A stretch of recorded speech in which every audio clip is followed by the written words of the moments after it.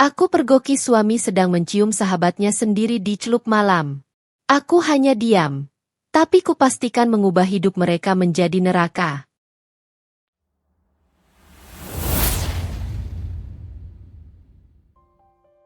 Suara beep monitor jantung terdengar ritmis.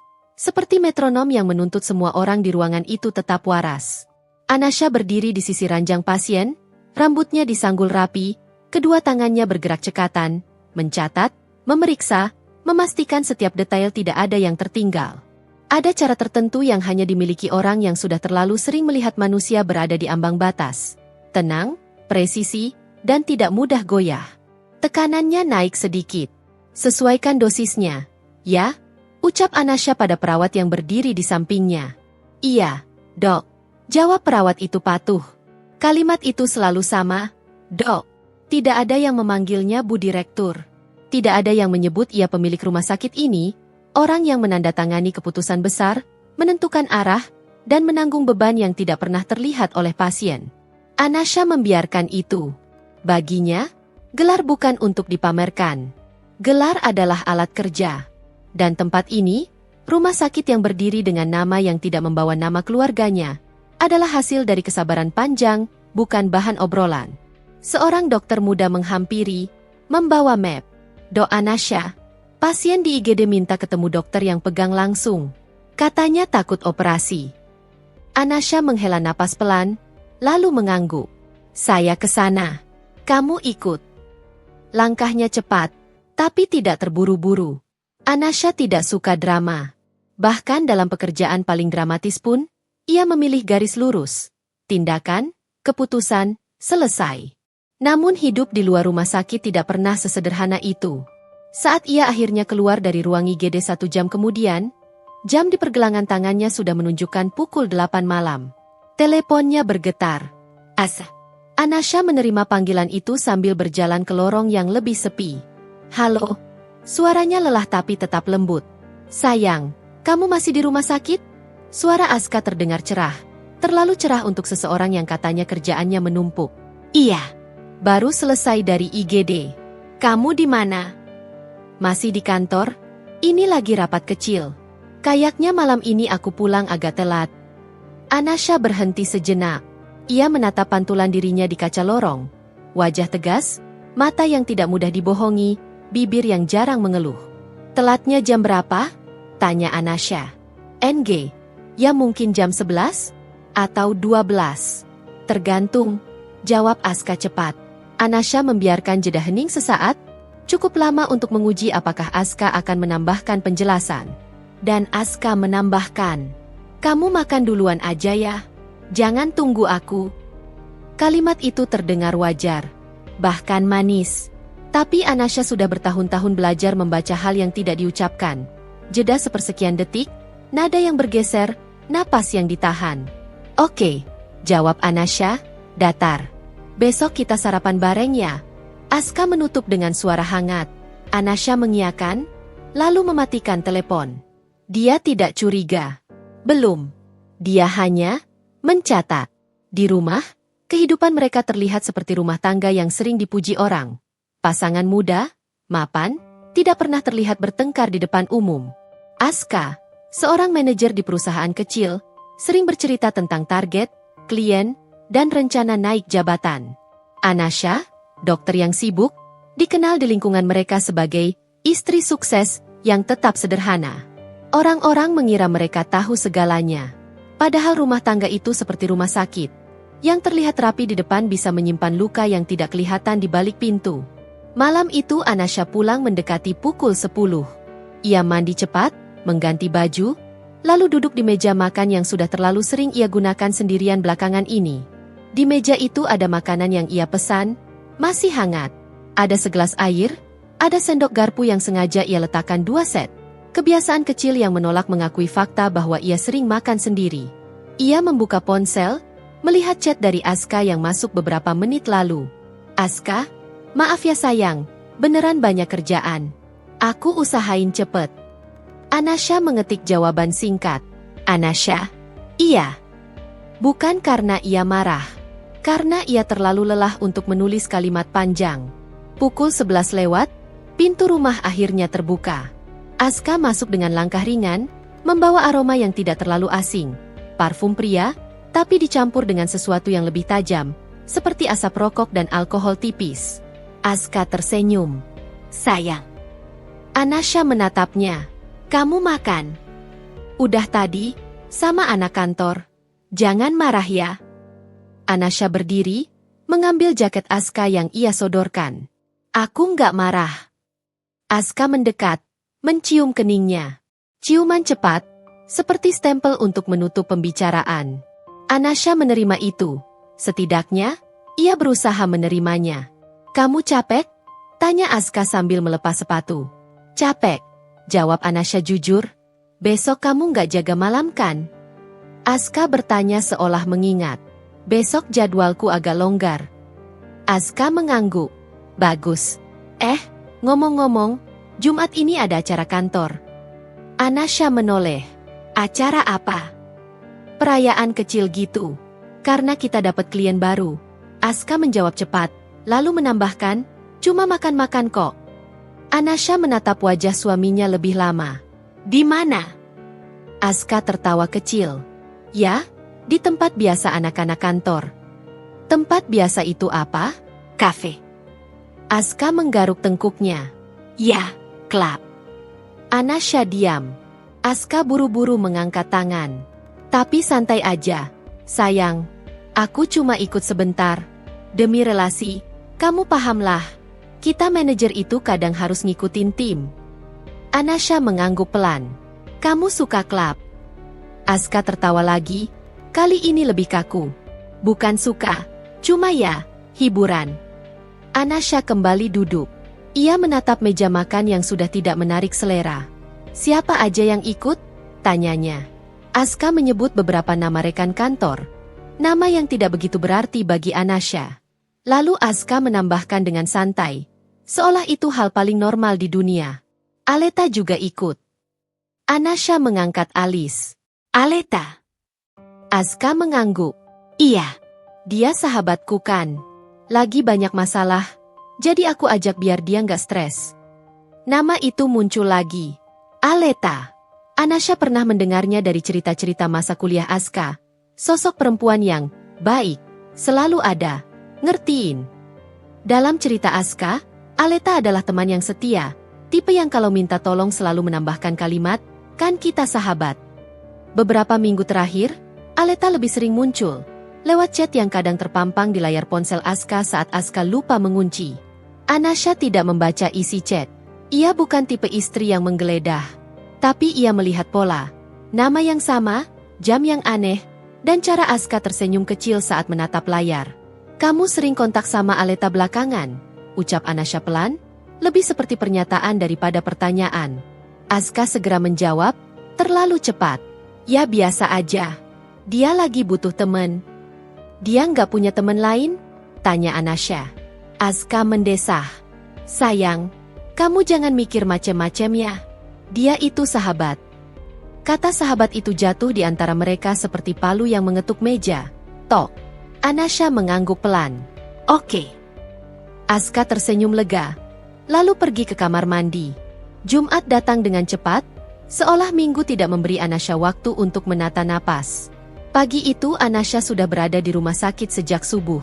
Ada operasi terjadwal, ada rapat singkat dengan kepala bagian, lalu ada evaluasi proyek yang hanya diketahui beberapa orang inti.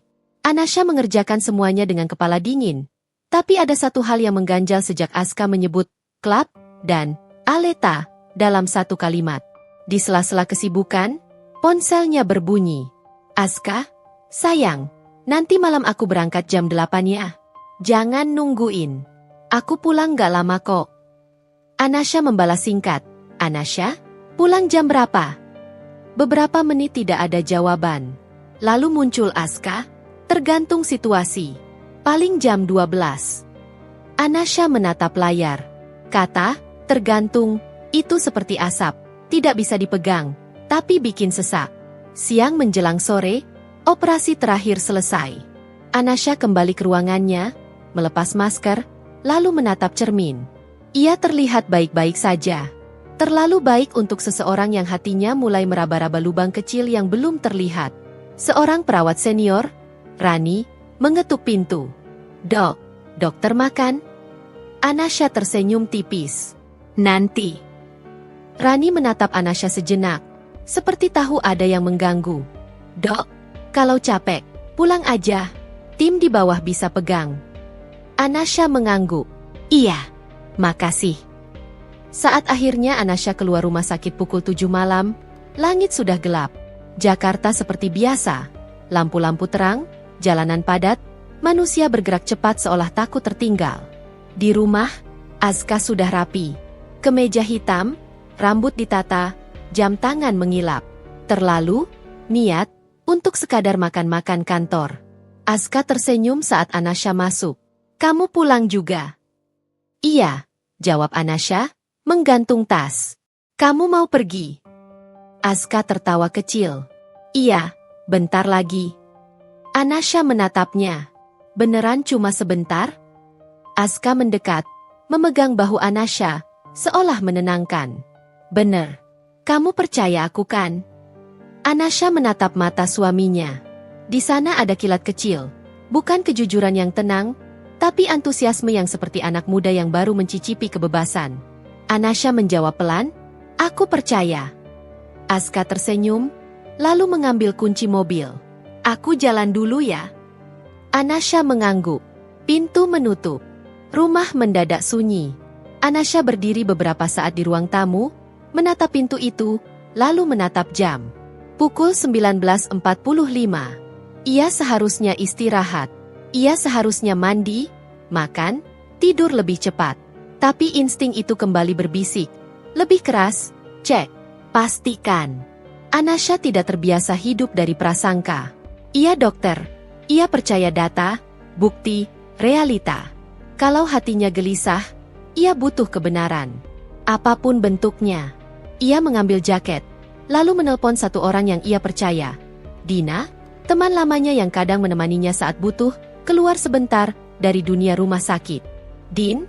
ucap Anasha singkat begitu telepon diangkat. "Kamu free?" "Loh? Tumben. Kenapa?" Dina tertawa kecil. "Aku butuh teman. Sekarang." Nada Anasha membuat Dina langsung serius. "Oke. Kamu di mana?" 1 jam kemudian, Anasha dan Dina berdiri di depan klub yang Aska sebut tempat biasa.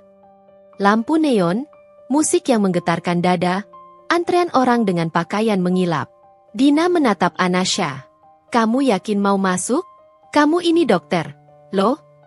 Anasha menatap pintu masuk, wajahnya tenang. "Aku cuma mau lihat. Abis itu pulang." Mereka masuk. Di dalam, udara tebal oleh parfum, asap, dan tawa yang terlalu keras. Musik menghantam. Lampu bergerak liar. Anasha tidak nyaman, bukan karena ia sok suci, tapi karena tempat seperti ini selalu terasa seperti ruang di mana manusia lupa batas. Dina mengikuti Anasha, matanya sibuk mencari. "Suamimu yang mana?" Anasha tidak langsung menjawab. Matanya menyapu ruangan, melewati meja-meja penuh botol, melewati kerumunan yang bergoyang, melewati sudut-sudut gelap. Lalu ia melihatnya. Asa. Di salah satu area yang sedikit lebih privat, Aska berdiri dengan beberapa rekan. Ia tertawa, terlihat santai, seperti pria yang sedang menikmati hidup tanpa beban. Dan di sebelahnya ada Aleta. Aleta cantik dengan cara yang disengaja. Gaun yang pas, rambut jatuh rapi, bibir merah yang terlihat menyala di bawah lampu. Aleta menempel pada Aska dengan jarak yang terlalu dekat untuk sekadar sahabat. Anasha merasakan sesuatu dingin merambat dari tengkuk ke punggung. Dina berbisik, "Itu, suamimu?" Anasha mengangguk, pelan. Mereka berdiri agak jauh, cukup untuk tidak terlihat. Anasha menahan napas, menunggu, karena mungkin ia salah. Mungkin hanya kebetulan. Mungkin Aleta memang tipe orang yang dekat dengan semua orang. Lalu Aleta tertawa, menyentuh lengan Aska, dan Aska tidak menyingkir.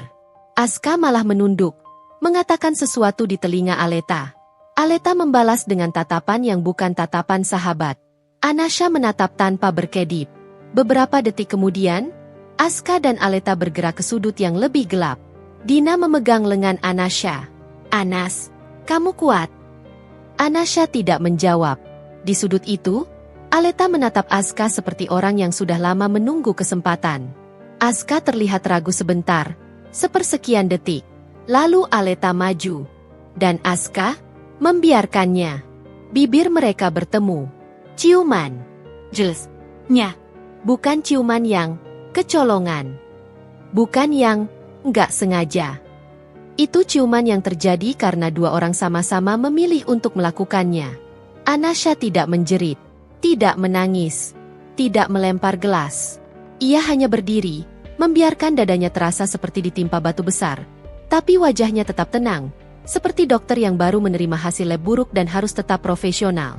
Tangannya bergerak pelan, membuka ponsel. Ia merekam, tidak dengan dramatis, tidak dengan gemetar berlebihan. Bukti. Realita. Dina menatap Anasha dengan mata membesar. "Anas, ayo pulang." Anasha mematikan rekaman. Matanya masih tertuju pada Aska dan Aleta. Di kepalanya, sesuatu berubah. Bukan hanya rasa sakit, tapi juga kejelasan. Kalau selama ini ia memilih percaya karena cinta, malam ini ia memilih percaya pada satu hal yang lebih tajam, kenyataan. Anasha berbalik lebih dulu, berjalan keluar tanpa menoleh lagi. Dina mengejar. Kamu mau ngapain?" Anasha berhenti di dekat pintu keluar, menatap Dina dengan mata yang tidak berair, tapi berbahaya. "Aku pulang," ucap Anasha pelan. "Terus?" Anasha memasukkan ponsel ke tasnya dengan gerakan rapi. "Terus?" Ia menarik napas panjang. Suaranya tenang tapi mengandung sesuatu yang membuat Dina merinding. "Mulai malam ini, aku yang pegang kendali." Mereka keluar dari klub. Di belakang, musik tetap berdentum. Tawa tetap pecah. Pagi setelah malam itu, rumah mereka tidak berubah. Lampu ruang tamu tetap menyala hangat. Gorden tetap tergantung rapi. Meja makan tetap bersih seperti tidak pernah ada pengkhianatan yang menempel di sudutnya. Yang berubah hanya Anasha. Dan perubahan itu bukan jenis perubahan yang bisa dibaca dari wajah. Bukan mata bengkak, bukan suara parau karena menangis. Perubahan Anasha adalah perubahan yang justru terlihat normal. Terlalu normal. Saat Aska pulang dini hari, Anasha sudah berpura-pura tertidur. Ia mendengar langkah Aska yang hati-hati, mendengar kunci diputar pelan, mendengar desis napas lega seperti seseorang yang merasa berhasil lolos dari jebakan. Aska tidak tahu Anasha masih terjaga di balik kelopak mata yang rapat. Anasha bahkan menghitung berapa detik Aska berdiri di ambang pintu kamar, berapa lama ia menatap, lalu berapa lama ia akhirnya berbaring dengan tubuh yang masih membawa aroma klub. Anasha menahan napas, bukan karena jijik semata, tapi karena ia sedang mengunci semua detail ke dalam kepala. Aroma, waktu, kebiasaan. Itu bukan sakit hati saja. Itu catatan. Pagi harinya, Aska bangun dengan gaya seperti hari biasa. Seolah malam sebelumnya hanya perayaan kantor yang melelahkan.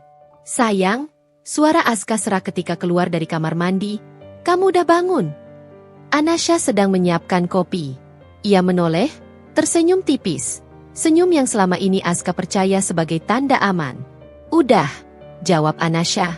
"Kamu pulang jam berapa semalam?" Aska terdiam sepersekian detik.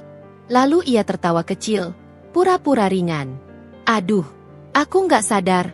Jam satuan kali ya." Anasha menuang kopi tanpa terburu-buru. "Kamu bilang jam 12. Aska mengusap rambut. "Iya. Tapi kamu tahu sendiri, anak kantor ngajak ngobrol. Nggak enak kalau ditinggal." Anasha mengangguk, santai. "Iya, aku ngerti." Aska terlihat lega. Ia duduk dan mengambil roti, seolah tidak ada apa-apa. Hari itu Anasha bekerja seperti biasa. Ia memeriksa pasien, menandatangani laporan, memimpin rapat singkat. Bahkan ia masih sempat bercanda ringan dengan perawat Rani, seolah tidak ada apa-apa yang menggerogoti dadanya. Tapi setiap kali ponselnya bergetar, Anasha selalu ingat. Semalam ia melihat suaminya mencium Aleta. Dan Aska masih berani menatap wajahnya pagi ini. Di sela jam makan siang, Aska mengirim chat. "Aska, sayang, nanti aku lembur ya. Ada kerjaan yang harus kelar." Anasha menatap layar beberapa detik. Ia tidak langsung membalas. Ia membiarkan Aska menunggu, membiarkan Aska merasakan jeda yang membuatnya sedikit gelisah. Lalu Anasha mengetik, "Anasha? Oke. Jangan kecapean. Titik. Tidak ada marah. Tidak ada tanya berlebihan." Aska membalas cepat. "Aska? Makasih, sayang. Love you." Anasha menatap kata love you itu seperti memegang benda tajam. Ia tahu cinta tidak berbunyi seperti itu ketika seseorang baru selesai mengkhianati. Tapi ia tetap membalas. "Anasha? Iya." Satu kata cukup untuk membuat Aska merasa aman. Sore hari, Anasha pulang lebih awal dari biasanya. Ia sengaja. Ia ingin melihat pola. Aska belum pulang. Rumah sepi, tapi Anasha tidak merasa kesepian. Ia merasa seperti penyelidik yang sedang berada di TKP, menunggu pelaku kembali. Anasha mengganti baju, menata rambut, lalu memasak sederhana. Ia membuat rumah terasa normal. Dan tepat pukul 8, pintu terbuka. Aska masuk dengan wajah lelah palsu. "Sayang, maaf ya aku telat." Anasha menoleh dari dapur. "Nggak apa-apa. Kamu makan?" Aska mengangguk. "Makan. Kamu masak?" Anasha tersenyum tipis. "Iya. Kamu bisa makan sekarang."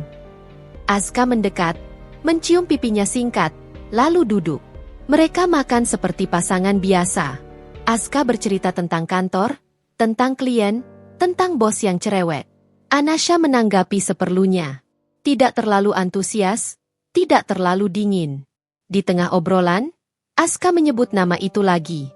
"Aleta tadi chat aku, katanya dia pusing. Minta ditemenin ngobrol."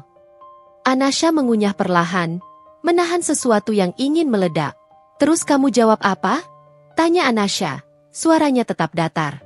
Aska mengangkat bahu. "Ya aku bilang nanti. Dia itu kadang lebay." Anasha menatap Aska. "Dia sering minta ditemenin?" Aska tertawa kecil. "Ya namanya juga sahabat. Kamu tahulah, dia nggak punya siapa-siapa." Anasha mengangguk. "Kasihan ya." Kata, "kasihan," itu keluar begitu ringan. Sampai Aska tersenyum lega lagi. Aska tidak sadar, Anasha baru saja menanam umpan. Kalau Aleta benar-benar tidak punya siapa-siapa, maka Aleta akan terus menggantungkan diri pada Aska. Dan Anasha akan memancing Aleta untuk semakin terang-terangan. Karena orang yang merasa diterima akan semakin berani. Malam itu, ketika Aska mandi, ponsel Aska bergetar di meja ruang tamu. Layar menyala. Nama yang muncul membuat dada Anasha menegang. Aleta. Anasha tidak menyentuh ponsel itu. Ia tidak menggeledah. Ia tidak perlu. Cukup melihat preview notifikasi yang muncul tanpa sengaja. "Aleta, aku kangen. Kamu kapan kesini lagi?" Jantung Anasha tidak berdebar kencang seperti di film. Justru ia terasa dingin. Kata, "lagi," itu menjelaskan semuanya. Mereka bukan baru mulai. Mereka sudah punya.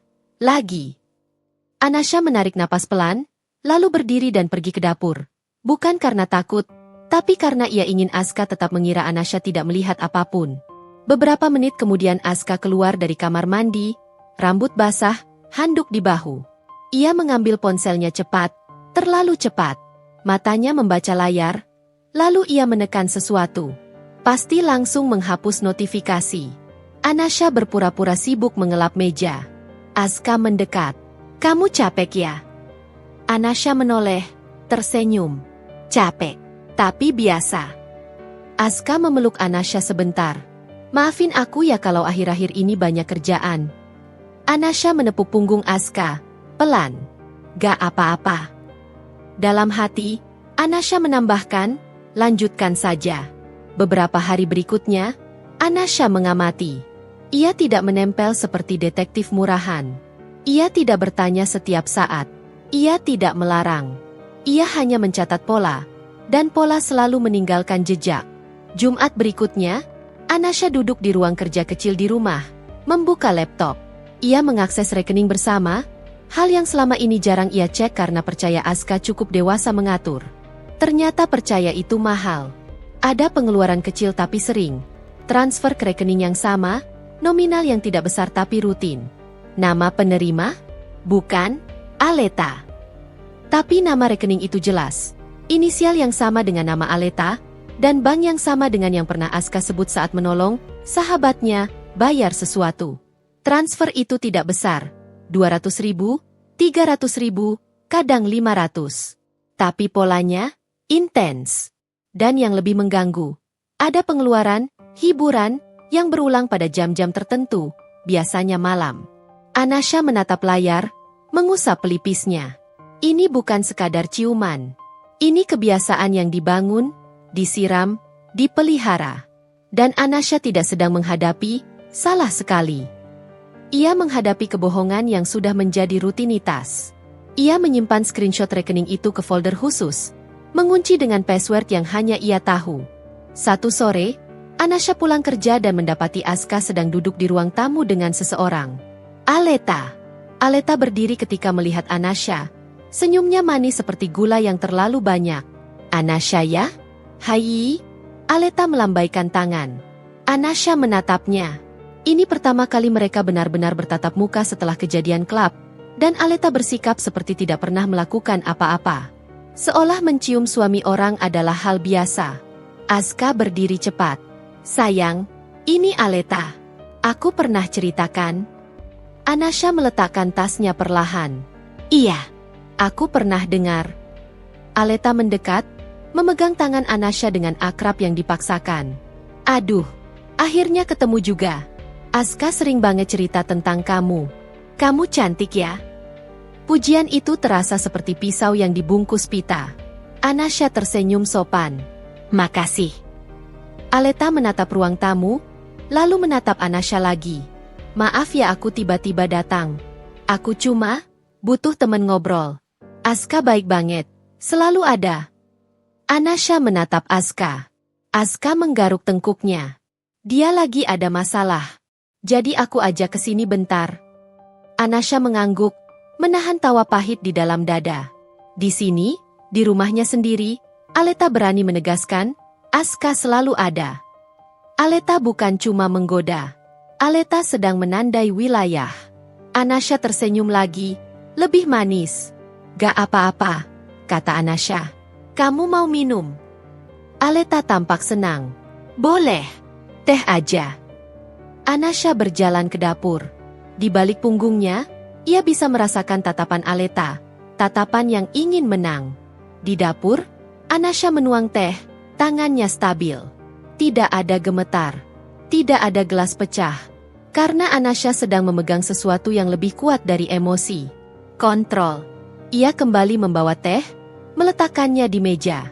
Aleta menyesap, lalu menatap Anasha lagi. Anasha, kamu kerja di rumah sakit ya? Dokter ya? Anasha mengangguk. Iya. Aleta tersenyum lebar. Hebat ya. Pasti sibuk banget. Makanya Aska sering sendirian ya. Kalimat itu manis di awal, busuk di akhir. Aska tertawa kecil, gugup. Aleta. Anasha tersenyum, menatap Aleta tepat di mata. Aska nggak pernah sendirian. Aleta terkekeh. Iya sih, ada sahabatnya. Anasha mengangguk pelan. Bener. Senyum Anasha tidak pudar. Malam itu, setelah Aleta pulang dan Aska tertidur, Anasha duduk sendiri di ruang kerja. Ia membuka folder password. Di dalamnya ada rekaman singkat dari malam di klub, screenshot mutasi rekening, catatan waktu, jam berapa Aska pulang, kapan Aska beralasan lembur. Dan sekarang, catatan tentang Aleta yang berani masuk rumah, memainkan kata-kata. Anasha tidak menangis. Ia menatap layar seperti dokter menatap hasil CT scan. Ada yang rusak, dan ia harus memutuskan tindakan. Teleponnya bergetar. Pesan dari Dina. Dina, Anas, kamu beneran gak apa-apa? Kamu gak salah jalan kan? Anasha mengetik. Anasha, aku baik-baik. Aku cuma lagi nyusun langkah. Dina membalas cepat. Dina, kamu mau laporin? Kamu mau cerai? Anasha diam beberapa detik. Lalu ia menjawab. Anasha, belum. Kalau aku bergerak sekarang, mereka masih bisa selamat. Selamat? Di sini bukan berarti bebas tanpa konsekuensi. Tapi masih bisa menyelamatkan muka, menyelamatkan karir, menyelamatkan reputasi. Anasha tidak ingin sekadar membuat Asuka minta maaf dan berjanji. Anasha ingin membuat Asuka dan Aleta merasakan, pilihan mereka punya harga. Dan harga itu akan jatuh tepat ke kepala mereka, bukan ke dirinya. Anasha menutup laptop. Ia berdiri, berjalan ke kamar, menatap Asuka yang tertidur. Wajah suaminya terlihat damai, seperti orang yang merasa hidupnya masih terkendali. Anasha menatap cukup lama, lalu berbisik dalam hati, "Tidurlah, selagi bisa." Karena mulai besok, Anasha akan memakai topeng yang lebih tebal. Istri yang tersenyum, istri yang memahami, istri yang tidak curiga. Topeng itu akan membuat Asuka semakin ceroboh. Dan setiap kecerobohan adalah batu bata untuk meruntuhkan dunia mereka. Tapi untuk pertama kalinya dalam hidupnya, ia tidak merasa tidur di sisi suami. Ia merasa tidur di sisi musuh. Dan di kegelapan itu, otak Anasha menyala, tenang, dingin, dan siap. Ada jenis perang yang tidak memakai teriakan. Tidak ada piring pecah. Tidak ada rambut dijambak. Tidak ada kata-kata kasar yang dilempar seperti batu. Perang jenis itu justru dimenangkan lewat hal-hal kecil. Senyum yang tepat, pertanyaan yang terlihat wajar, dan ketenangan yang membuat lawan bingung, karena mereka tidak tahu dari mana serangan akan datang. Anasha memilih perang yang seperti itu. Karena Asuka dan Aleta sudah terlalu nyaman hidup dengan anggapan, Anasha tidak akan berani apa-apa. Mereka mengira Anasha adalah istri yang sibuk bekerja, mudah percaya, dan akan memaafkan asal suaminya pulang. Mereka salah. 2 minggu setelah malam di klub, Asuka semakin sering keluar. Alasannya selalu sama. Lembur, meeting, relasi. Dan Anasha semakin sering mengiyakan. "Sayang, aku ada acara sama tim," kata Asuka suatu malam, sambil memakai parfum di kamar. Anasha yang sedang melipat baju hanya menjawab, "Iya, hati-hati di jalan." Asuka berhenti sebentar. Matanya menyapu wajah Anasha, seperti mencari tanda-tanda kecurigaan. Tidak ada. Anasha bahkan tidak menoleh. Itu yang membuat Asuka gelisah. Orang yang berbohong selalu menunggu ledakan. Dan ketika ledakan tidak datang, ia justru takut. Karena ia tidak tahu, apakah pasangannya tidak peduli, atau sedang menyimpan sesuatu. Asuka mendekat, mencoba memastikan. "Kamu beneran gak apa-apa?" Anasha menatapnya sebentar, lalu tersenyum. Senyum kecil yang hangat. "Kenapa harus nggak apa-apa? Kamu kerja." Asuka tertawa kaku. "Iya sih, ya udah." Ia pergi dengan langkah cepat, seolah ingin mengusir rasa bersalah dari kepala. Begitu pintu menutup, Anasha menaruh baju lipatan terakhir, lalu duduk. Ia tidak sedih. Ia tidak lemas. Ia hanya menghitung. Jam berapa Asuka keluar? Jam berapa Asuka biasanya pulang? Hari apa yang paling sering dia lembur? Siapa yang sering disebut? Suatu sore, Anasha sengaja pulang lebih cepat. Ia berpura-pura ada rapat dibatalkan. Padahal ia hanya ingin menguji satu hal. Seberapa jauh Asuka berani membawa Aleta masuk ke wilayah rumah tangga mereka. Asuka sedang duduk di sofa, ponsel di tangan, tertawa sendiri. Ketika Anasha masuk, Asuka buru-buru mematikan layar. Anasha menaruh tasnya. "Santai. Ngobrol sama siapa?" Asuka terlalu cepat menjawab, "Teman kantor." Anasha mengangguk, lalu duduk di sisi lain sofa, membuka ponselnya sendiri. Ia menunggu, membiarkan hening menggantung beberapa detik. Asuka tidak tahan. "Kamu, hari ini kok pulang cepet?" Anasha menatapnya. Ramah. "Iya. Aku mau masak. Biar kamu makan di rumah." Asuka terlihat lega. "Wah, baik banget." Anasha tersenyum tipis. "Oh iya, tadi siang aku ketemu Dina." Asuka mengangguk sambil pura-pura fokus ke TV. Anasha menambahkan dengan nada seolah ngobrol biasa, "Dina bilang dia lihat Aleta di mall kemarin." Asuka menoleh cepat. "Hah? Sama siapa?" Nah, itu yang Anasha tunggu. Anasha mengangkat bahu. Katanya sama cowok. Dina nggak terlalu jelas.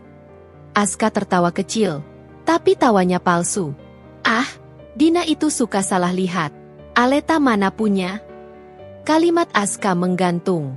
Ia sadar hampir keceplosan. Anasha menatap Aska, pura-pura polos. Mana punya apa? Aska mengusap hidung, gelagapan. Maksudku, Aleta jarang jalan sama orang. Paling sama temen aja. Anasha mengangguk perlahan. Oh, jadi kamu tahu ya Aleta jarang jalan sama orang? Aska menelan ludah. Ya, kan dia sahabatku. Aku tahu dikit-dikit. Anasha hanya mengangguk, lalu berdiri. Aku masak dulu. Di dapur, Anasha menuang air ke panci sambil menahan senyum. Umpan pertama berhasil. Aska bereaksi berlebihan hanya karena mendengar Aleta, mungkin bersama pria lain. Itu bukan reaksi sahabat biasa. Itu reaksi seorang pria yang tidak ingin miliknya disentuh orang lain. Atau seorang pria yang takut Aleta punya pegangan lain sehingga lebih berani. Malam berikutnya, Anasha melakukan langkah yang lebih berani, tapi tetap terlihat wajar. Ia mengirim pesan dulu pada Aleta. Bukan marah, bukan menuduh. Hanya pesan sopan seperti seorang istri yang baik. Anasha, hai Aleta. Kemarin kamu sempat ke rumah. Maaf ya aku agak capek habis kerja. Kamu sekarang gimana? Tidak lama, Aleta membalas. Aleta, hai Kak Anasha. Emoji menangis, aku baik kok. Makasih ya udah baik sama aku. Maaf ya kalau aku ganggu. Anasha membalas lagi dengan bahasa yang hangat, penuh empati, tapi sengaja. Anasha, nggak ganggu. Kalau butuh temen ngobrol, kabarin aja. Aku sering di rumah kalau nggak jaga. Kalimat itu seperti pintu. Dan Aleta, yang merasa pintu dibukakan, langsung masuk lebih jauh. Aleta, Kak Anasha baik banget. Nggak kayak orang-orang yang suka salah paham. Aku sama Aska beneran cuma sahabat. Anasha membaca pesan itu perlahan. Lalu ia membalas, halus. Anasha, iya, aku percaya. Aska juga sering cerita kamu orangnya setia sama sahabat. Kata, setia, itu sengaja. Karena orang yang merasa bersalah biasanya tidak nyaman mendengar kata itu. Beberapa menit kemudian Aleta mengetik panjang, lalu dihapus, lalu mengetik lagi. Akhirnya pesan yang dikirim singkat. Aleta, hehe ya kak. Anasha menutup chat, lalu meletakkan ponsel. Besoknya, ketika makan malam, Anasha menyebutkannya seolah tanpa maksud. Aku tadi chat sama Aleta, kata Anasha sambil mengaduk sup. Sendok Aska berhenti sepersekian detik. Hah? Kamu chat dia? Anasha menatap Aska. Santai. Iya. Aku tanyain kabarnya. Aska tertawa kecil, tapi terlihat tegang. Oh, dia bilang apa? Anasha mengangkat bahu. Biasa. Dia minta maaf kalau ganggu. Dia bilang kalian cuma sahabat. Aska langsung mengangguk cepat. Nah kan, aku bilang apa? Anasha tersenyum, lalu menatap Aska lebih dalam. Iya. Tapi kamu kok kayak takut banget aku salah paham. Aska tersedak kecil, batuk. Hah? Enggak. Aku cuma nggak mau kamu kepikiran. Kamu kan capek kerja. Anasha mengangguk pelan. Iya, aku capek. Ia menunduk, lalu berkata pelan, seolah bicara pada supnya, makanya aku butuh rumah yang tenang. Aska buru-buru tersenyum. Iya sayang, rumah kita tenang kok. Anasha mengangguk. Bagus. Perang psikologi selalu punya fase. Lawan mulai bergerak karena merasa ada perubahan. Aleta mulai lebih sering menghubungi Aska. Itu terlihat dari cara Aska makin sering membawa ponselnya kemana-mana, bahkan ke kamar mandi. Suatu malam, Aska baru selesai makan, ponselnya bergetar. Ia melirik, lalu berdiri cepat. Aku angkat dulu ya, katanya buru-buru. Anasha menatapnya. Angkat aja di sini. Aska terdiam. Ini urusan kantor. Anasha mengangguk. Oke. Aska pergi ke teras. Anasha tidak mengejar, tidak mengintip. Ia hanya menunggu. 5 menit, Aska masuk dengan wajah kusut. Kamu kenapa? Tanya Anasha, lembut.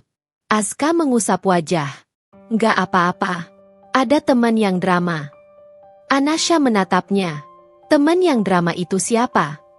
Aska ragu, lalu berkata, Aleta. Anasha berpura-pura kaget kecil. Kenapa dia? Aska menghela napas. Dia bilang dia ngerasa sendirian. Dia minta aku temenin. Anasha mengangguk pelan, seolah berpikir. Dia minta temenin? Jam segini? Aska menelan ludah. Dia lagi panik katanya. Anasha tidak menuduh. Ia hanya bertanya satu kalimat yang terasa ringan tapi menusuk. Aska, kamu suami aku, kan? Aska langsung menatap Anasha. Iya, ya jelas. Anasha mengangguk. Kalau kamu terus-terusan jadi tempat sandaran orang lain sampai lupa rumah sendiri, aku juga bisa ngerasa sendirian. Aska tercekat. Itu bukan tuduhan selingkuh. Tapi itu menyentuh titik yang lebih tajam. Peran. Aska memegang tangan Anasha. Enggak sayang. Kamu enggak sendirian. Anasha tersenyum. Bagus. Dan malam itu, Aska tidak pergi. Malam Jumat berikutnya, Aska kembali bilang ada acara tim.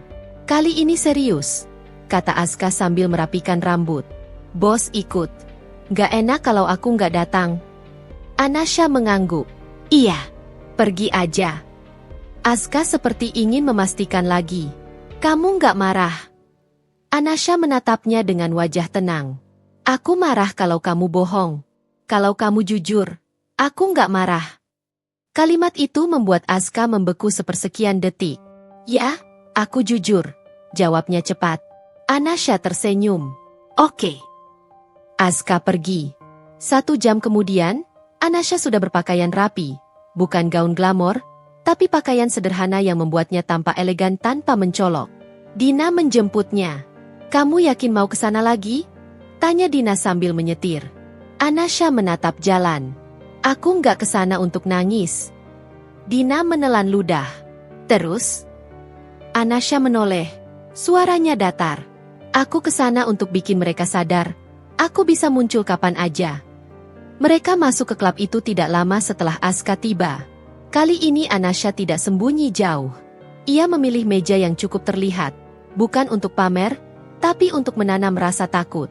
Dan benar saja, 15 menit kemudian, Anasha melihat Aska. Aska berdiri dengan beberapa rekan, tertawa. Lalu Aleta datang mendekat, terlalu dekat seperti biasa. Aleta menyentuh lengan Aska. Aska membalas dengan senyum. Sampai. Aska menoleh ke arah ruangan, dan matanya bertemu mata Anasha. Sekejap itu, wajah Aska berubah.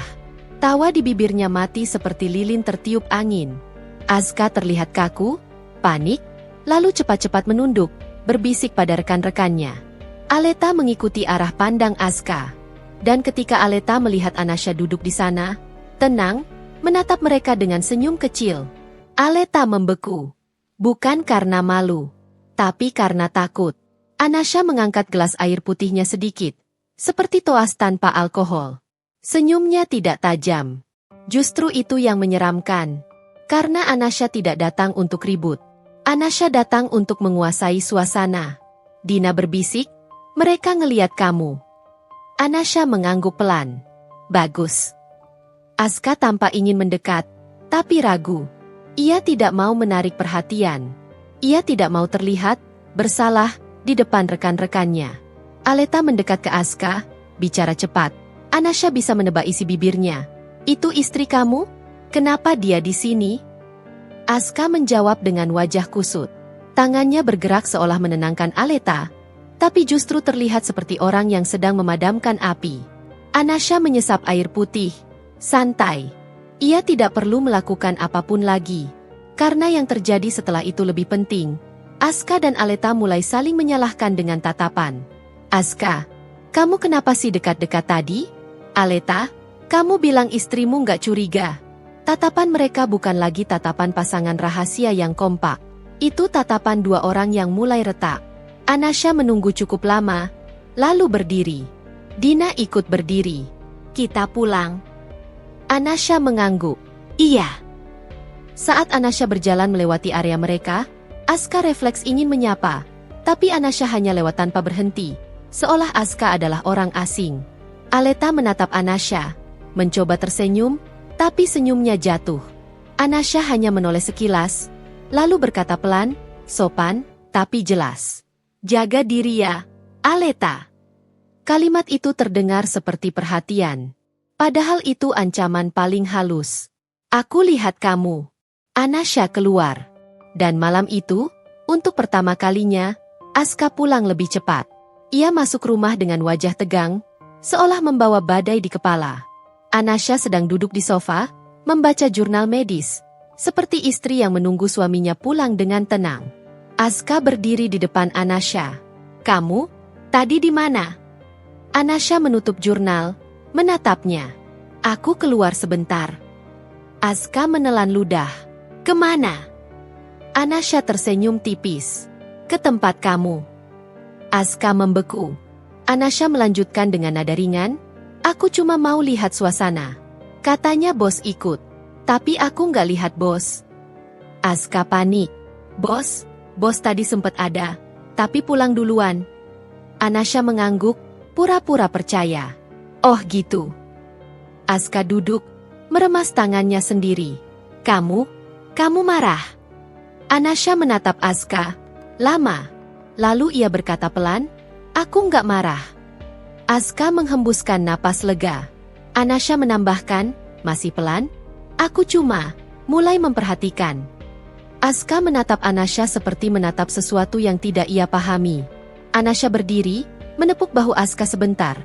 Gesture istri yang menenangkan, tapi bagi Aska itu terasa seperti dokter yang baru saja memeriksa pasien dan menemukan penyakit. Tidur ya, kata Anasha. Kamu capek. Aska mengangguk kaku. Dan ketika Anasha berjalan ke kamar, Aska duduk sendiri di ruang tamu, memandang kosong. Keesokan harinya, Aleta mengirim pesan pada Anasha. Aleta, Kak Anasha, maaf ya semalam aku nggak nyapa. Aku kaget banget kakak ada di sana. Emoji ketawa. Anasha membaca pesan itu tanpa emosi. Lalu ia membalas, singkat tapi hangat. Anasha, nggak apa-apa. Aku cuma nemenin temen. Kebetulan aja. Aleta mengetik cepat. Aleta? Oh, iya kak. By the way, Aska baik banget ya. Aku jadi nggak enak kalau sering ganggu. Anasha tersenyum kecil. Itu bukan nggak enak. Itu ketakutan. Anasha membalas. Anasha, kalau kamu nggak enak, kamu bisa kurangi ya. Aska juga butuh waktu buat rumah. Lama sekali Aleta tidak membalas. Lalu akhirnya, Aleta, iya kak. Anasha menutup chat. Ia tahu Aleta sedang panik karena satu hal. Anasha tidak bereaksi seperti korban. Anasha bereaksi seperti seseorang yang sedang menunggu momen yang tepat. Dan orang seperti itu, menakutkan. Malam itu, Anasha duduk di ruang kerja, membuka catatan. Aska mulai takut. Aleta mulai menjaga jarak di permukaan. Tapi ketakutannya membuat ia bisa bertindak nekat kapan saja. Bukti sudah cukup banyak. Tapi Anasha belum ingin menutup permainan. Ia ingin satu hal lagi. Mereka menjatuhkan diri mereka sendiri. Telepon Anasha bergetar. Nomor tak dikenal. Anasha mengangkat. Selamat malam. Apakah ini dengan Ibu Anasha? Suara pria terdengar formal. Iya, saya. Saya dari bagian keuangan, perusahaan tempat Pak Aska bekerja. Maaf mengganggu, Bu. Kami sedang audit internal, dan ada beberapa transaksi yang perlu konfirmasi. Kami coba hubungi Pak Aska, tapi belum tersambung. Jantung Anasha tetap tenang, tapi matanya menyipit. Audit internal? Transaksi? Anasha menutup telepon dengan sopan, lalu duduk lebih tegak. Kalau ini benar, maka permainan bukan cuma soal ciuman dan klub. Ada kemungkinan Aska dan Aleta terlibat sesuatu yang lebih besar. Sesuatu yang bisa membuat dunia mereka runtuh bukan hanya sebagai pasangan, tapi sebagai manusia yang kehilangan reputasi dan pijakan. Anasha menatap layar laptopnya, lalu berbisik pelan. Mereka pikir aman, padahal mereka baru masuk tahap yang paling berbahaya. Ada malam-malam tertentu yang seperti pintu. Begitu pintu itu dibuka, tidak ada jalan kembali, karena semua yang disembunyikan akan terhempas keluar, dan semua yang pura-pura baik akan jatuh seperti topeng murahan. Anasha tahu, dan ia sengaja memilih malam itu. Bukan karena ia ingin drama, tapi karena ia ingin akhir yang rapi. Sekali hantam, langsung patah. Tidak menyisakan ruang untuk Aska berkelit, tidak memberi Aleta celah untuk berakting jadi korban. Dan mereka, dengan percaya diri orang yang merasa aman, benar-benar menyiapkannya. Pagi setelah telepon malam itu, Anasha berdiri di ruangannya di rumah sakit, menatap jendela. Jakarta sibuk seperti biasa. Orang berlari mengejar hidup. Padahal hidup sering jatuh bukan karena musuh, tapi karena kebodohan sendiri. Ia mengingat suara pria semalam, formal, berhati-hati, tapi jelas. Audit internal. Transaksi. Pak Aska tidak tersambung. Anasha tidak langsung menuduh. Ia tidak langsung menyusun teori liar. Ia hanya melakukan satu hal yang paling ia percaya, memastikan fakta. Anasha menghubungi nomor itu kembali saat jam makan siang. Nada suaranya tenang, profesional, seperti sedang bicara dengan rekan kerja. Selamat siang, saya Anasha. Tadi malam ada telepon dari nomor ini. Katanya dari bagian keuangan perusahaan tempat suami saya bekerja. Suara pria itu terdengar lega. Oh, iya Bu. Maaf mengganggu malam-malam. Saya Ardi, Finance. Saya perlu tahu, Anasha menyusun kalimatnya dengan hati-hati, apa ini benar audit resmi perusahaan? Benar, Bu. Ada pemeriksaan internal karena beberapa reimbursement dan transaksi yang tidak sesuai prosedur. Anasha menahan diri agar tidak terlihat terlalu tertarik. Yang terkait suami saya. Ada jeda sepersekian detik, jeda khas orang yang menimbang batas informasi. Kami belum bisa menyimpulkan apa-apa sebelum klarifikasi. Tapi nama Pak Aska memang muncul di beberapa laporan. Anasha mengangguk meski Ardi tidak melihat. Klarifikasinya kapan? Rencananya malam ini jam 8, Bu. Di kantor. Kami minta Pak Aska hadir. Anasha menghela napas pelan. Malam ini. Terlalu cepat untuk sekadar kebetulan. Baik. Terima kasih sudah memberitahu. Anasha menutup dengan sopan. Sebelum menutup telepon, ia menambahkan satu kalimat yang membuat Ardi kembali waspada. Kalau perlu, saya bisa hadir juga sebagai keluarga. Ardi ragu. Biasanya, hanya karyawan. Anasha tersenyum tipis. Suaranya tetap lembut. Saya mengerti. Tapi kalau urusannya menyangkut nama baik, saya yakin perusahaan juga ingin semuanya jelas. Ardi terdiam sebentar. Lalu, baik, Bu. Saya akan sampaikan ke atasan. Telepon ditutup. Anasha menatap layar ponsel. Di dalam kepalanya, semua potongan puzzle bergerak mencari tempatnya. Kalau Aska selama ini pakai alasan, urusan kantor, untuk menutup perbuatan di klub, mungkin ada dua kemungkinan. Aska cuma selingkuh dan boros uang pribadi. Aska lebih bodoh dari itu. Mencampur urusan kantor dengan kesenangan, lalu menyeret Aleta. Dan Anasha tidak suka kemungkinan kedua. Karena itu bukan hanya pengkhianatan rumah tangga. Itu pengkhianatan akal sehat. Sore hari, Anasha pulang lebih cepat. Ia ingin Aska merasa semuanya normal, agar Aska tidak memasang pertahanan. Aska pulang 1 jam kemudian, wajahnya seperti orang yang sedang membawa beban. Anasha menyambutnya dengan tenang seperti biasa. Kamu kelihatan capek. Aska meletakkan tas kerja dengan gerakan kasar. Iya, banyak urusan. Anasha menatapnya sejenak. Mau makan dulu? Aku masak. Aska duduk, menatap kosong. Nanti. Anasha tidak mendesak. Ia justru mengambil air minum dan meletakkannya di depan Aska, seperti seorang perawat memberi pasien obat. Kamu kenapa, Aska? Tanya Anasha lembut. Aska menelan ludah. Kantor, lagi ada audit. Anasha berpura-pura kaget kecil. Audit? Kenapa? Aska menggaruk tengkuk, gelisah. Katanya ada transaksi yang gak jelas. Padahal aku cuma ngurus tim. Anasha mengangguk perlahan, menatap wajah suaminya tanpa menghakimi. Kamu dipanggil. Aska mengangguk. Malam ini. Anasha mencondongkan badan sedikit. Kamu mau aku temenin? Aska langsung menatap Anasha, panik sekaligus heran. Enggak usah. Anasha mengangguk seolah paham. Oke, kalau kamu nggak mau.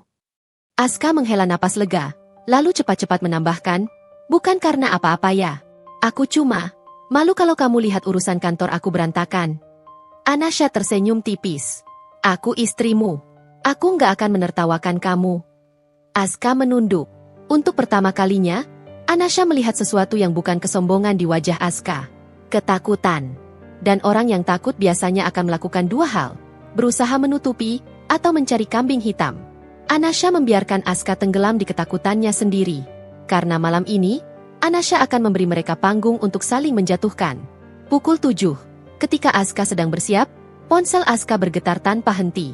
Asuka melihat layar, lalu langsung keluar kamar sambil membawa ponsel. Anasha, yang pura-pura membaca di sofa, mendengar Asuka bicara pelan di lorong. "Aleta, tenang, jangan panik." Anasha tidak bergerak. Ia tidak perlu menguping detail. Kalimat itu saja sudah cukup. Beberapa menit kemudian, Asuka kembali dengan wajah tegang. "Aleta kenapa?" tanya Anasha santai, seperti bertanya cuaca. Asuka menelan ludah. Dia katanya dengar kabar soal audit. Dia takut ke bawah. Anasha menatap Asuka, menahan senyum. "Kenapa dia takut ke bawah?" tanya Anasha pelan. Asuka terpaku. Untuk sepersekian detik, Anasha melihat Asuka benar-benar kehabisan kata-kata. Lalu Asuka tertawa kecil, tawa yang salah tempat. "Ya, namanya juga dia temen, mungkin takut aja." Anasha mengangguk. "Oh." Itu membuat Asuka semakin gelisah. Anasha berdiri, merapikan baju Asuka seperti istri yang perhatian. "Pergi ya. Semoga lancar." Asuka memegang tangan Anasha sebentar, terlalu erat. "Doain aku ya." Anasha tersenyum hangat. "Aku doain yang terbaik." Asuka pergi. Dan begitu pintu tertutup, Anasha menatap jam. Pukul 19.30. Ia mengambil tas kecilnya, mengambil ponsel, lalu mengirim pesan singkat pada Dina. "Anasha, kamu bisa jemput aku sekarang?" Dina membalas cepat. "Dina? Oke, kamu yakin?" Anasha hanya mengetik. "Anasha, malam ini." Kantor tempat Asuka bekerja tidak megah. Bangunannya 2 lantai, parkiran sempit, lampu neon yang sedikit redup. Tapi malam itu, tempat kecil itu terasa seperti ruang sidang. Mobil Dina berhenti di seberang. Anasha turun dengan langkah tenang. "Kamu beneran mau masuk?" bisik Dina. Anasha menatap pintu kantor. "Aku mau lihat suamiku memilih." "Milih apa?" Anasha menoleh, matanya tenang tapi tajam. "Memilih jujur, atau makin hancur?" Mereka masuk. Di ruangan meeting, ada 3 orang, Ardi, Finance, seorang pria lebih tua yang terlihat sebagai atasan, pimpinan perusahaan atau setidaknya kepala operasional, dan 1 orang lagi yang tampak seperti auditor internal. Asuka duduk di ujung meja, wajah pucat, kakinya gelisah. Begitu Anasha masuk, Asuka langsung berdiri. Anasha?" Suaranya bergetar. "Kamu ngapain di sini?" Anasha tersenyum kecil, sangat tenang. "Aku keluarga. Aku mau dengar." Asuka menoleh panik pada Ardi. Ini nggak perlu." Pria lebih tua itu mengangkat tangan. "Tidak apa-apa. Kita justru ingin semuanya transparan." Asuka menelan ludah, duduk kembali. Anasha duduk di sisi Asuka, tidak menempel seperti pasangan mesra, tapi cukup dekat untuk menunjukkan dia tidak sendirian, dan dia tidak bisa memanipulasi narasi. Ardi membuka map. "Pak Asuka," suara Ardi formal, "kami menemukan beberapa reimbursemen hiburan tim yang tidak sesuai, juga transaksi di luar jam kantor yang menggunakan kartu perusahaan." Asuka memucat. "Kartu perusahaan? Aku enggak." Auditor menyelipkan selembar kertas. "Ini daftar transaksi. Ada beberapa yang terjadi di tempat hiburan malam." Anasha menatap daftar itu. Nama tempatnya tidak ditulis, klub, secara terang-terangan, tapi alamatnya. Anasha kenal tempat itu. Asuka menatap kertas itu seperti menatap hukuman mati. Pria lebih tua menyandarkan punggung. "Pak Asuka, kami butuh penjelasan. Ini bukan 1 kali. Ini berulang." Asuka menggenggam ujung meja. Itu jamuan klien." Auditor menatap tajam. Tapi tidak ada klien yang tercatat hadir. Dan beberapa transaksi terjadi saat akhir pekan, tanpa agenda. Asuka mulai berkeringat. Aku bisa jelasin. Itu tim butuh motivasi." Pria lebih tua mendesah, kecewa. "Motivasi di klub?" Di ruangan itu, Anasha mendengar napas Asuka yang berat. Ia bisa merasakan bagaimana Asuka mencoba merangkai kebohongan baru di kepalanya. Lalu Ardi berkata pelan, "Ada 1 hal lagi." Ardi mengeluarkan printout transfer. "Kami juga menemukan transfer dari rekening perusahaan ke rekening pribadi yang bukan vendor. Ini atas nama Aleta." Nama itu jatuh di meja seperti palu. Aska tersentak. Itu bukan. Anasha menoleh perlahan. Aleta? Suara Anasha lembut, seolah baru mendengar nama itu untuk pertama kali. Aska menatap Anasha. Panik. Bibirnya bergetar, tapi tidak ada kata yang keluar. Pria lebih tua itu menatap Aska. Siapa Aleta? Pak Aska? Aska tercekat. Dia. Sahabat? Anasha membantu dengan suara lembut. Aska seperti ditampar. Pria lebih tua mengangkat alis. Sahabat menerima transfer dari perusahaan? Ardi menambahkan, alasannya tertulis sebagai biaya koordinasi event. Tapi tidak ada event, dan nominalnya dipecah-pecah agar tidak mencolok. Anasha menatap Aska, masih dengan wajah tenang. Aska menunduk, suaranya kecil. Aku bisa balikin, aku bisa ganti. Pria lebih tua menghela napas. Ini bukan soal diganti, Pak Aska. Ini soal integritas. Sunyi lagi. Anasha akhirnya bicara, dan suaranya tidak keras. Justru itu yang membuat semua orang menoleh. Pak, kata Anasha pada pria lebih tua, saya minta maaf. Saya tidak tahu urusan kantor suami saya sampai sejauh ini. Aska langsung menatap Anasha dengan mata memohon. Jangan. Anasha melanjutkan, tetap lembut, tapi saya juga ingin jelas. Aleta itu bukan sekadar sahabat. Aska membeku. Anasha. Anasha mengeluarkan ponsel, menyalakan rekaman video, tanpa suara dulu. Hanya gambar. Aska mencium Aleta di klub. Anasha memutar beberapa detik saja, lalu berhenti. Tidak perlu lama. Cukup untuk membuat ruangan kehilangan udara. Ardi menutup mulutnya. Kaget. Auditor menatap Aska dengan ekspresi jijik yang tidak profesional tapi manusiawi.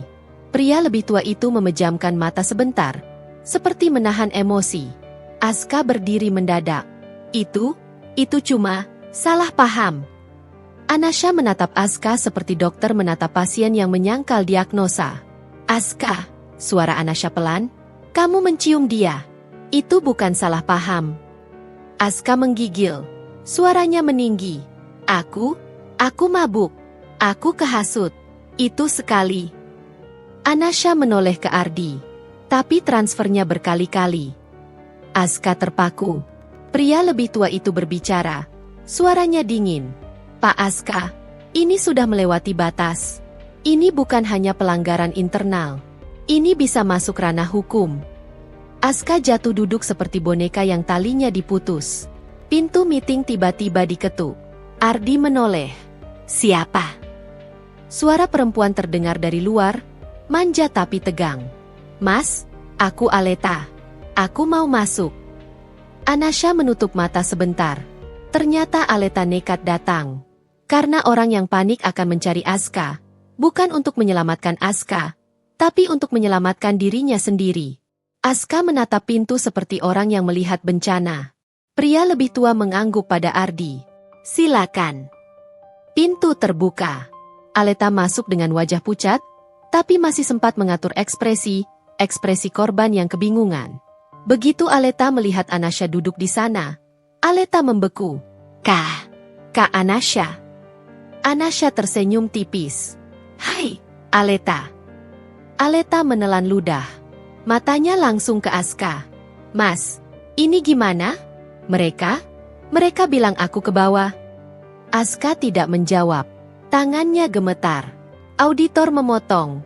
Dingin. Kami punya catatan transfer ke rekening Anda dari rekening perusahaan. Bisa jelaskan? Aleta panik, buru-buru menoleh ke Aska, seperti meminta skrip kebohongan. Aska masih diam. Aleta akhirnya bicara. Suaranya meninggi. Itu bukan aku yang minta. Itu Aska yang... Aska tersentak. Aleta, yang sudah merasa tenggelam, justru makin nekat. Kamu yang bilang itu aman. Kamu yang bilang itu cuma sementara. Kamu yang ngajak aku ke klub. Kamu ya. Anasha menatap mereka berdua. Dan inilah yang ia tunggu. Mereka saling menjatuhkan tanpa Anasha harus mengotori tangan. Aska berdiri, wajahnya merah. Kamu juga mau, Aleta. Kamu yang nempel terus. Kamu yang bilang kamu kesepian. Kamu yang bilang kamu cuma punya aku. Aleta menangis, tapi tangisnya bukan tangis menyesal. Itu tangis orang yang kehilangan kendali. Pria lebih tua menggebrak meja pelan. Cukup. Suasana menegang. Anasha mencondongkan badan, suaranya lembut tapi jelas, mengarah pada Aleta. Aleta, kamu datang ke rumahku. Kamu minum teh yang aku buat. Kamu menatap aku dengan senyum, sambil menyentuh suamiku. Aleta membeku. Anasha melanjutkan, masih tenang. Kalau kamu masih mau bilang kamu korban, kamu salah tempat. Korban itu aku. Aleta terbata. Aku cuma suka dia sejak kuliah. Aku cuma. Dan kamu tetap menggoda saat kamu tahu dia punya istri. Potong Anasha, datar. Aska menutup wajahnya dengan tangan. Pria lebih tua itu berdiri. Saya tidak perlu dengar urusan pribadi kalian lebih jauh. Yang jelas, ini akan kami proses sesuai aturan. Pak Aska, Bu Aleta, kalian akan menerima surat resmi. Dan untuk sementara, akses kalian akan dibekukan. Aska menatap pria itu dengan mata kosong. Pak, tolong, saya bisa jelasin. Pria itu menatap Aska dingin. Kamu sudah jelaskan. Dengan tindakanmu. Aleta merosot ke kursi, wajahnya hancur. Dan di detik itu, Anasha tahu, satu dunia sudah runtuh. Dunia kerja Aska dan Aleta, dunia aman yang mereka pikir tak akan disentuh istri, cuma dokter. Tapi Anasha belum selesai. Karena masih ada dunia kedua. Dalam perjalanan pulang, mobil Dina terasa sunyi. Aska duduk di kursi belakang, sementara Anasha duduk di depan. Aska tidak berani duduk di samping Anasha. Seperti anak kecil yang baru ketahuan mencuri.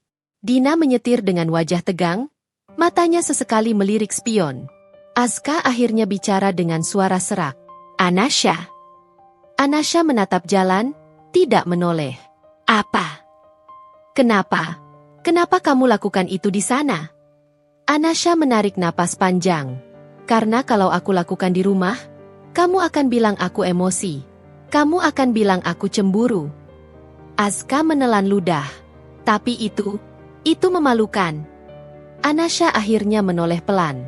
Kamu malu, karena ketahuan. Aska tercekat. Bukan karena salah, lanjut Anasha. Kalau kamu benar-benar menyesal, kamu akan takut menyakiti aku, bukan takut kehilangan muka. Dina menahan napas, lalu fokus menyetir lagi. Aska menangis pelan, tangis yang terdengar seperti orang yang kehilangan segalanya sekaligus. Aku hilaf, Aska berbisik. Anasha menatap lurus lagi. Hilaf itu satu kali. Ini berulang. Aska mencoba meraih tangan Anasha dari belakang, tapi tangannya berhenti di udara. Ia tidak berani menyentuh. Aku akan perbaiki, Aska memohon. Anasha tidak menjawab, karena malam ini bukan malam perbaikan. Malam ini malam pembongkaran. Begitu sampai rumah, Dina pamit dengan cepat, meninggalkan mereka berdua di ruang tamu. Keheningan turun seperti kabut. Aska berdiri di tengah ruang tamu, bingung harus duduk atau berdiri, harus bicara atau diam. Anasha meletakkan tasnya, melepas sepatu, lalu duduk di sofa dengan tenang. Ia menunjuk kursi seberang. Duduk, kata Anasha pelan. Aska menurut, duduk seperti terdakwa. Anasha mengambil ponselnya, membuka folder yang selama ini ia simpan. Ia tidak menodongkan ponsel itu seperti senjata. Ia hanya menaruhnya di meja, lalu menatap Aska. Aku mau kamu jawab satu hal, ucap Anasha. Aska mengangguk cepat. Apa aja? Anasha menatapnya tajam. Kapan mulainya? Aska terdiam. Kapan? Ulang Anasha. Kamu mulai melibatkan Aleta. Bukan sebagai sahabat, tapi sebagai itu. Aska menunduk, tubuhnya bergetar. Aku nggak tahu. Anasha tersenyum kecil, getir. Kamu manajer, Aska. Kamu bisa ingat tanggal deadline, bisa ingat data klien. Masa kamu nggak ingat kapan kamu mulai mengkhianati istrimu? Aska menutup wajah. Aku lemah. Anasha mengangguk pelan. Oke, kalau kamu lemah, kamu seharusnya cari bantuan di rumah, bukan di klub. Aska menangis lagi. Anasha, tolong. Anasha menatapnya lama. Lalu ia berkata pelan, seperti mengucapkan keputusan medis. Mulai malam ini, kamu tidur di kamar tamu. Aska menatap Anasha, shock, tapi... Anasha mengangkat tangan, menghentikan. Aku belum selesai. Aska tercekat. Anasha melanjutkan, suaranya tetap tenang. Besok kamu urus semua konsekuensi kantor itu. Kamu kembalikan apa yang kamu ambil. Kamu jangan libatkan aku untuk bersih-bersihin dosa kamu. Aska mengangguk cepat. Iya, iya. Anasha mencondongkan badan sedikit. Dan satu lagi. Aska menatap Anasha dengan mata merah. Anasha berkata pelan, tapi jelas, kamu putus total dengan Aleta. Sekarang. Aska mengangguk tergesa. Iya, aku putus. Aku blok. Anasha tersenyum kecil. Bukan cuma blok. Aska bingung. Maksudnya? Anasha menatapnya seperti pisau yang baru diasah. Kamu akan bilang sendiri ke Aleta, di depan aku, bahwa selesai. Dan kamu akan jelaskan kalau apapun yang terjadi setelah ini. Kalau dia datang, mengancam, memeras, itu urusan kamu. Bukan aku. Aska menelan ludah. Anasha. Anasha berdiri, suaranya dingin. Kamu mau rumah ini tetap berdiri atau hancur total? Aska? Aska gemetar. Aku mau rumah ini tetap. Anasha menatapnya tajam. Kalau begitu, lakukan. Aska mengangguk lemah. Ia mengambil ponselnya. Tangannya gemetar saat mengetik nama Aleta. Anasha berdiri di belakang Aska, tidak menyentuh, tidak mendekat, hanya menonton seperti hakim yang memberi kesempatan terakhir. Aska menekan tombol panggil. Nada sambung terdengar. 1, 2, 3. Lalu Aleta mengangkat. Suaranya masih serak menangis. Mas, gimana? Kamu gimana? Aska menelan ludah, menatap Anasha sebentar, lalu memejamkan mata. Aleta, suara Aska serak. Udah selesai. Aleta terdiam. Apa? Udah selesai. Ulang Aska. Jangan hubungi aku lagi. Jangan datang ke rumah. Jangan ganggu Anasha. Aleta tertawa kecil. Gila. Jadi kamu milih dia? Setelah semua yang kamu bilang ke aku? Aska menunduk. Aku salah. Aku mau perbaiki. Aleta mendesis. Perbaiki? Kamu pikir kamu bisa buang aku gitu aja? Kamu pikir aku nggak punya bukti? Anasha menyipitkan mata. Nah, Aleta mulai mengancam. Aska menelan ludah. Aleta, tolong. Aleta memotong, suaranya tajam. Kamu bukan cuma bikin aku jatuh. Kamu bikin aku kehilangan semuanya. Kalau aku jatuh, kalian juga harus jatuh. Aska memucat. Anasha tetap berdiri tenang, tapi di dalam dirinya, ada sesuatu yang mengeras sempurna, keputusan. Aska menutup telepon dengan tangan gemetar. Dia ngancem. Anasha menatap Aska, wajahnya datar. Malam ini, kata Anasha pelan, 2 dunia kamu ambruk. Aska menatap Anasha, putus asa. Terus aku harus gimana? Anasha menatapnya lama, lalu berkata kalimat yang membuat Aska merasa dingin sampai tulang. Kamu baru mulai belajar, Aska. Hidup tanpa kebohongan itu, ternyata berat, ya? Aska menangis, tidak bisa menjawab. Sebelum pintu kamar tertutup, Anasha menoleh 1 kali. Tatapannya tenang. Terlalu tenang. Besok, kata Anasha pelan, kita bicara soal masa depan. Pintu menutup. Dan Aska akhirnya menyadari, runtuhnya dunia itu bukan karena Anasha berteriak. Runtuhnya dunia itu karena Anasha berhenti memaafkan. Pagi datang tanpa belas kasihan. Matahari tetap naik, udara tetap panas, dan kota tetap sibuk. Seolah semalam tidak ada dunia yang runtuh di ruang rapat kantor kecil itu. Seolah pengkhianatan hanya perkara 2 orang saling menyentuh bibir, bukan perkara harga diri yang diinjak-injak. Di rumah, Aska tidak tidur. Anasha tahu dari suara langkahnya yang mondar-mandir semalaman, dari bunyi gelas yang diisi lalu ditinggal, dari napas berat yang sesekali terdengar di balik pintu kamar tamu. Anasha sendiri tidur beberapa jam saja. Bukan karena tenang, tapi karena ia sudah memutuskan. Ada perbedaan besar antara orang yang masih bertanya, kenapa, dan orang yang sudah berkata, cukup. Anasha termasuk yang kedua. Saat keluar kamar pagi itu, Anasha sudah rapi. Tidak seperti istri yang habis dikhianati, melainkan seperti seseorang yang akan menghadiri rapat penting. Aska duduk di sofa, mata sembab, rambut acak-acakan. Begitu melihat Anasha, ia berdiri cepat. Anasha, kita ngomong ya. Suaranya serak. Anasha menatapnya, datar. Ngomong. Aska menelan ludah. Aku minta maaf. Aku salah. Aku nggak tahu harus gimana lagi. Aku kehilangan kerjaan.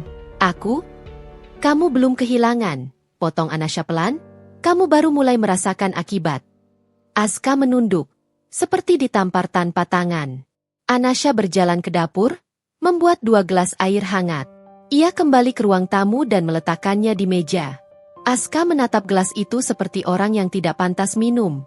Anasha duduk di kursi seberang, bukan di sofa yang sama. Jarak itu sengaja. Aska, kata Anasha, suaranya stabil. Malam ini kamu ikut aku.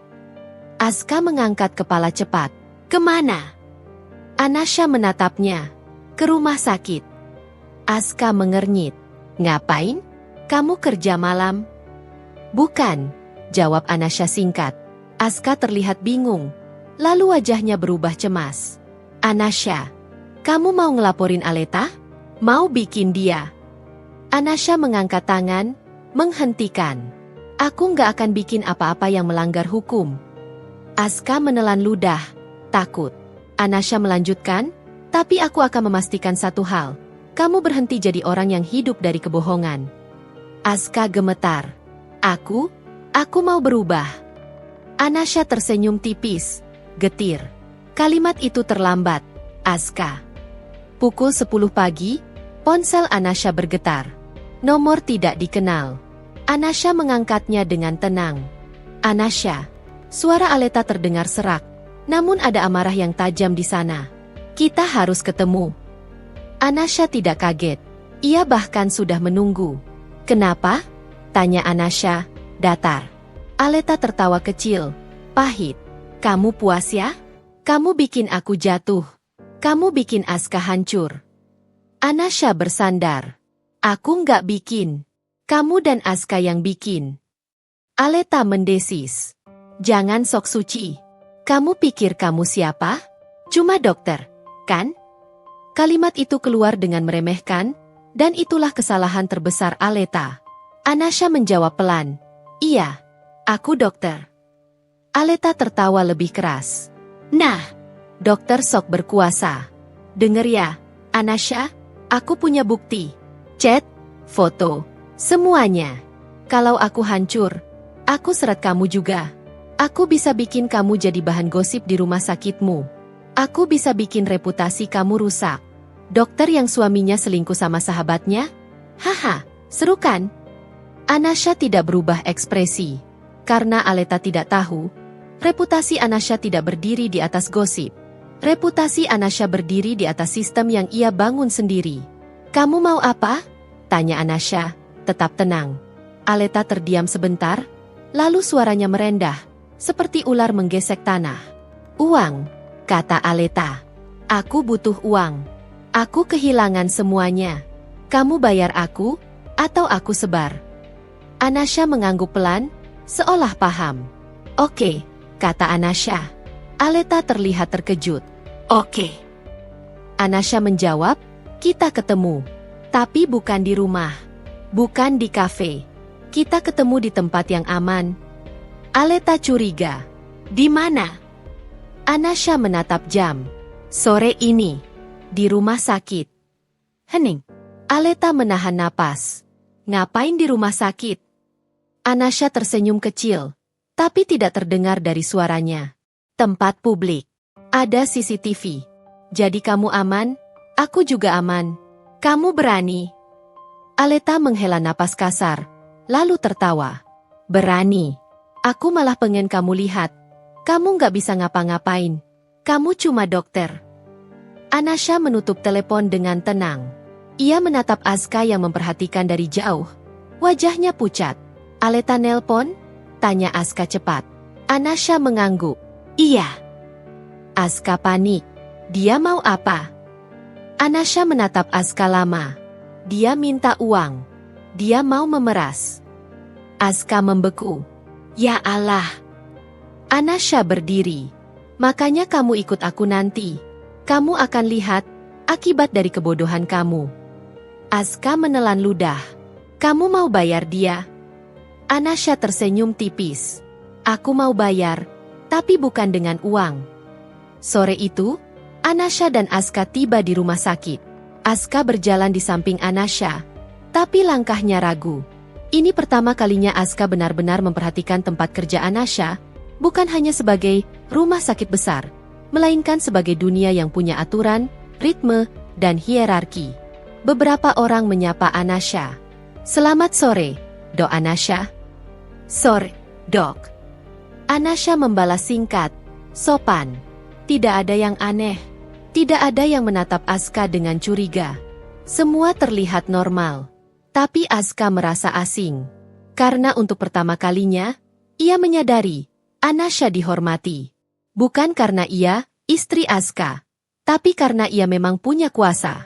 Anasha membawa Aska ke sebuah ruangan meeting kecil yang masih berada di area publik rumah sakit. Bukan ruangan tertutup yang mencurigakan. Di sana ada meja, beberapa kursi, dan kaca yang menghadap ke koridor. Terlihat jelas dari luar. Di sudut ruangan ada CCTV. Aska menelan ludah. "Kamu serius mau ketemu Aleta di sini?" Anasha menatapnya. Ini tempat paling aman untuk bicara. Kalau Aleta nekat, dia sendiri yang jatuh. Aska menunduk. "Anasha, aku takut." Anasha menatap Aska dingin. "Kamu baru sekarang takut? Kamu nggak takut waktu kamu mencium dia?" Aska gemetar, tidak bisa menjawab. Mereka menunggu. Pukul 5:10, pintu ruangan diketuk. Aleta masuk. Hari ini Aleta berbeda. Tidak ada gaun klub, tidak ada senyum manis. Yang ada hanya wajah pucat, mata merah, dan aura orang yang sudah terpojok. Begitu melihat Aska, Aleta langsung melangkah cepat. "Mas?" Suaranya pecah. "Kamu kenapa diam aja? Kamu beneran ninggalin aku?" Aska menunduk.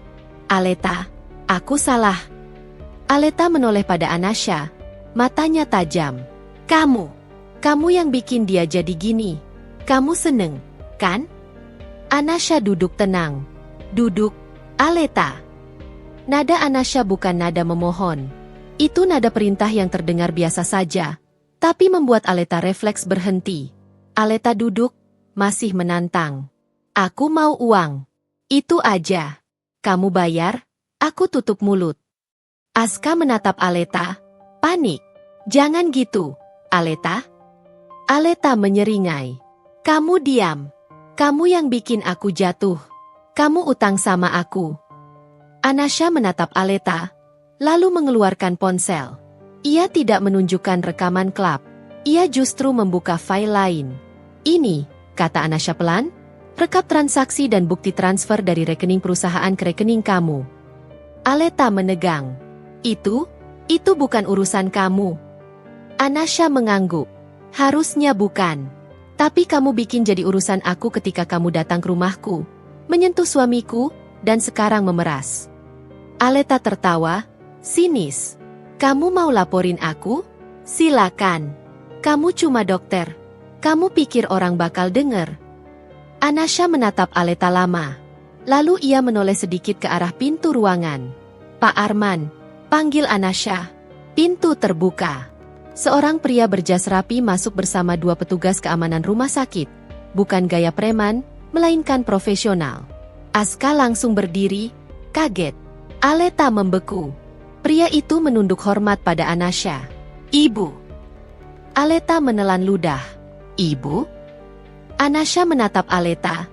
"Tenang. Aleta," kata Anasha. Suaranya lembut. "Kamu tadi bilang aku cuma dokter." Aleta menelan ludah. Matanya darting. Anasha melanjutkan, satu kalimat yang membuat udara ruangan berubah. "Aku pemilik rumah sakit ini. Hening. Aska mematung. Aleta seperti kehilangan keseimbangan. Apa?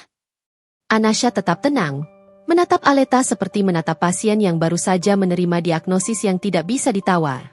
Selama ini aku memilih diam. Bukan karena aku tidak punya kuasa, lanjut Anasha, tapi karena aku menghargai orang. Sayangnya, kamu tidak menghargai. Aleta berdiri, panik. Kamu bohong. Pak Arman, yang ternyata kepala administrasi atau orang kepercayaan Anasha, membuka map. Bu Aleta, katanya formal, kami telah menerima laporan tentang upaya pemerasan di area rumah sakit, dan kami memiliki rekaman CCTV serta rekaman percakapan yang sudah disetujui sebagai bukti internal. Aleta tersentak. Aku cuma ngomong. Anasha menatap Aleta. Kamu tadi minta uang sambil mengancam sebar bukti. Itu pemerasan. Aleta menoleh ke Aska, matanya memohon. Mas, kamu bilang sesuatu. Aska menatap Aleta dengan wajah hancur. Lalu ia menatap Anasha, dan untuk pertama kalinya, Aska benar-benar mengerti betapa kecilnya dirinya di hadapan wanita yang selama ini ia remehkan. Aleta, suara Aska serak. Berhenti. Aleta menangis, marah. Kamu pengecut. Aska menutup mata. Iya. Aku pengecut. Kalimat itu jatuh seperti pengakuan terakhir. Anasha berdiri. Pak Arman, kata Anasha, silakan tindak sesuai prosedur. Saya tidak mau ada keributan di rumah sakit. Pak Arman mengangguk. Petugas keamanan melangkah mendekat. Aleta mundur. Kamu nggak bisa gini. Aku akan hancurin reputasi kamu. Anasha menatap Aleta datar. Reputasi dibangun dengan kerja, bukan dengan gosip. Aleta mencoba lari keluar, tapi petugas keamanan sudah berada di pintu. Mereka tidak menyakiti, hanya menahan dan mengarahkan Aleta keluar dengan tegas. Aleta menjerit, Aska! Aska! Aska tidak bergerak. Untuk pertama kalinya, Aska memilih diam, bukan untuk melindungi Aleta, tapi karena ia sadar, ia tidak pantas meminta Anasha menanggung lagi. Aleta dibawa keluar. Dan disitulah dunia Aleta runtuh sepenuhnya. Bukan karena dipukul, bukan karena dipermalukan di klub, tapi karena ia sadar ia salah sasaran. Ia mengira Anasha korban yang lemah. Padahal Anasha adalah orang yang memegang sistem. Setelah Aleta pergi, ruangan itu kembali sunyi. Aska masih berdiri, tubuhnya seperti roboh dari dalam. Anasha, kamu, pemilik rumah sakit. Anasha menatapnya. Iya. Aska tertawa kecil, putus asa. Selama ini aku pikir kamu cuma dokter. Anasha menatap Aska tanpa iba. Dan itu yang bikin kamu merasa kamu bisa main-main. Karena kamu kira aku nggak punya pilihan. Aska menunduk. Aku bodoh. Anasha mengangguk. Iya. Tidak ada kata manis. Aska menatap Anasha dengan mata merah. Kenapa kamu nggak pernah cerita? Anasha menatapnya lama, lalu menjawab pelan. Karena aku mau dicintai sebagai Anasha, bukan sebagai pemilik apapun. Aska menggigit bibirnya. Aku tetap cinta kamu. Anasha tersenyum tipis, tetapi senyum itu tidak hangat. Cinta itu tindakan, Aska, bukan kata-kata. Aska jatuh duduk. Anasha berdiri, mengambil map kecil yang ia bawa. Ini, kata Anasha, meletakkan map di meja. Dokumen cerai. Aska membeku. Anasha, jangan. Anasha menatapnya. Aku sudah memberi kamu kesempatan hidup normal. Kamu yang memilih menghancurkan. Aska gemetar. Aku bisa berubah. Aku bisa terapi. Aku. Anasha menghela napas pelan. Masalahnya bukan kamu bisa berubah atau tidak. Masalahnya, aku sudah tidak mau menunggu perubahan yang mungkin. Aska menangis, terseduh. Aku kehilangan semuanya.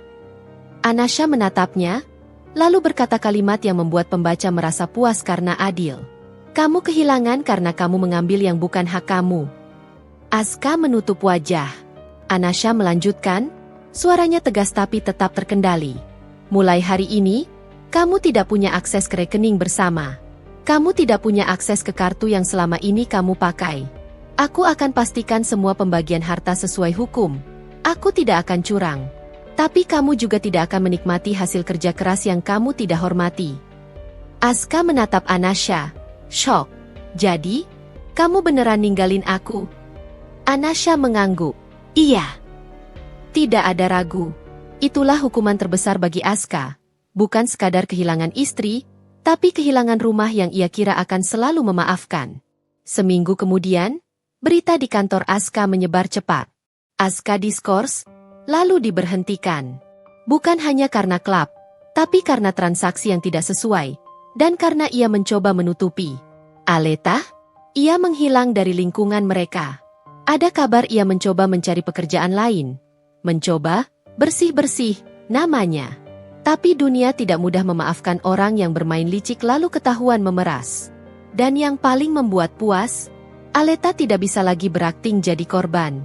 Karena bukti CCTV dan laporan resmi membuat siapapun yang mendengar cerita ini tahu, Aleta bukan perempuan yang tergoda.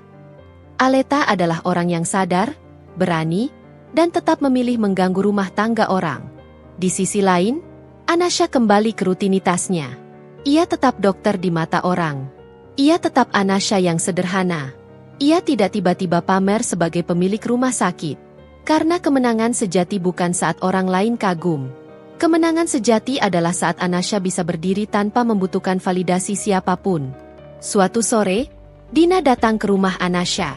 Mereka duduk di ruang tamu yang sekarang terasa lebih lapang. Bukan karena furnitur berubah, tapi karena beban di udara hilang. Dina menatap Anasha. Kamu kuat banget, Anas. Anasha tersenyum kecil. Aku nggak kuat. Aku cuma berhenti bodoh.